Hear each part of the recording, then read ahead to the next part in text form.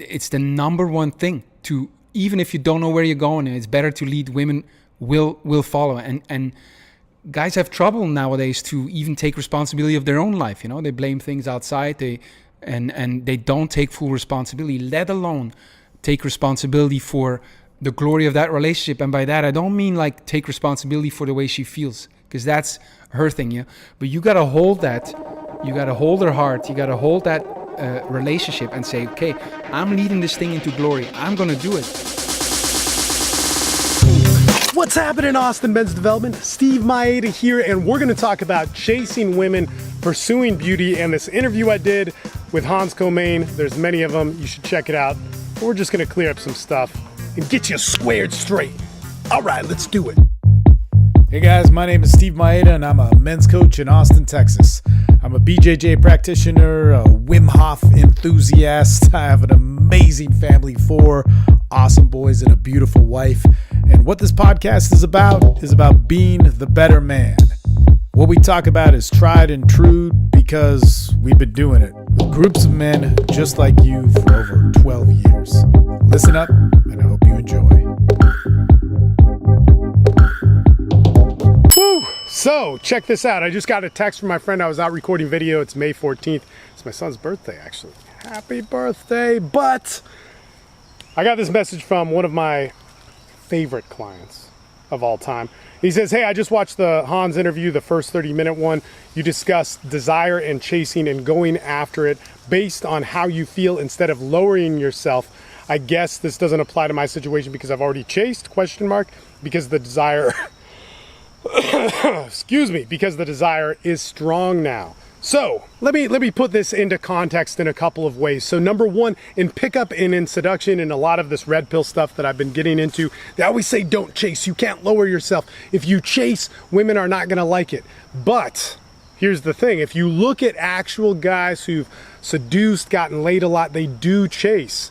Now, telling a guy who has 0 experience with women not to chase is smart. That's why you hear it all the time. Don't chase, because you don't know. You're not on the map. You don't understand it. But this, in terms of Hans's interview, which is really important to listen to because he takes a different take on it, is that we need to get more into art. We need to get more into beauty. And one thing that I know about seduction is that it is a complete respect of beauty. That is one of the most important things, is that the pursuit of beauty, if you take that away from man, he is lost. Seduction is the pursuit of beauty. So it's like, what do you listen to? Do you listen to the seducer guy? Do you listen to Steve Mayeda saying, pursue beauty, go there, go after it? Or do you listen to the hardcore PUA dudes or the red pill guys saying, no, you're going to be weak and you're going to be a bitch and you're going to be a pathetic dude and you've always been a pathetic dude. So why do that? Don't chase, be alpha, all that sort of stuff. So it's kind of a mix of both.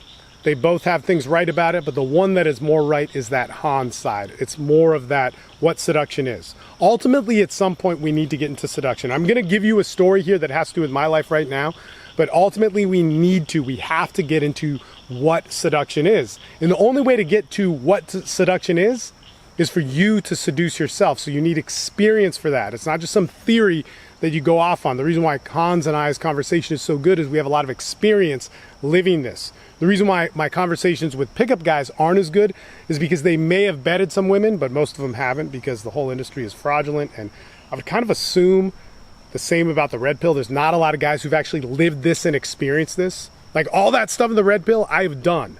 I've lived it and I get it. I get it very much so, and I can see where things can be done differently and they don't need to stay in this dogmatic way of thinking. And I really don't think a lot of those guys have lived it. I mean, anyway, whatever.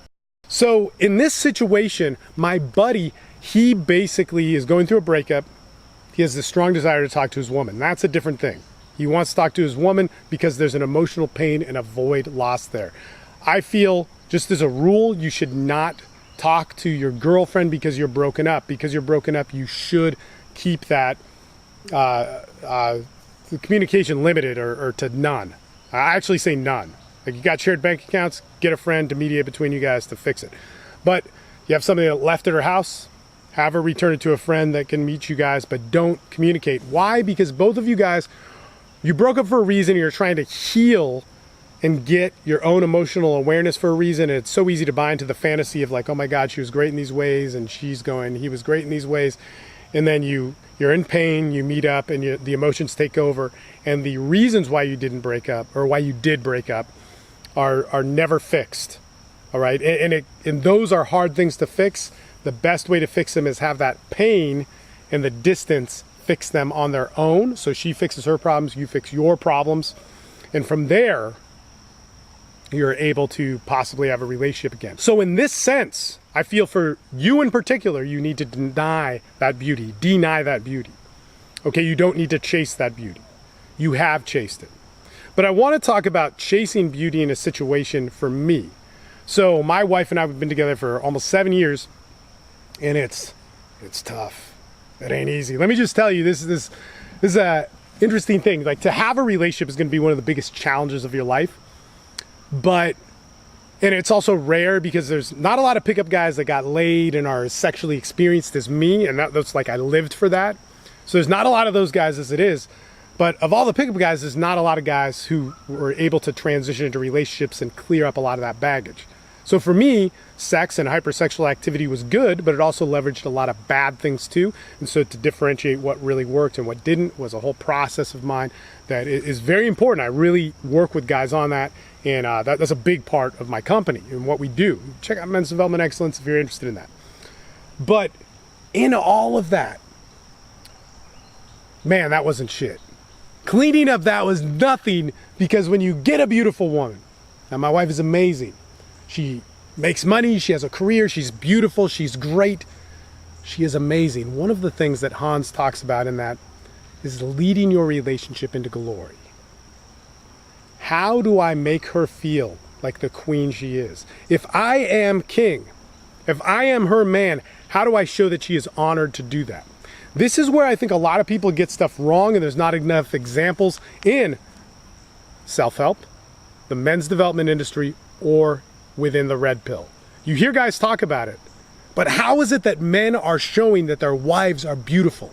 That I give my life to my wife, that I give that she is that powerful, that I have to be so good to do that. And for me, that is chasing. I am chasing her beauty, something that I can never attain. Something that is so abstract that I need to be wooed by, and she needs to be her best to be able to do that. How is that I go after that? So one of the things is that we were having some issues, a lot of stress, got a lot of kids, got a lot of dogs, they're out running around here, got a lot of things going on, got a big company, got her business going on, there's a lot of stress. And she was saying, look, man, we got to bring ourselves closer together. The conversation didn't go that easily, but whatever. We were having some problems, right? And I was like, how can I show her that she is unique? How can I show her every day? The only thing that I know how to do is to start to take daily actions, put myself into the action, put myself into the functionality of it.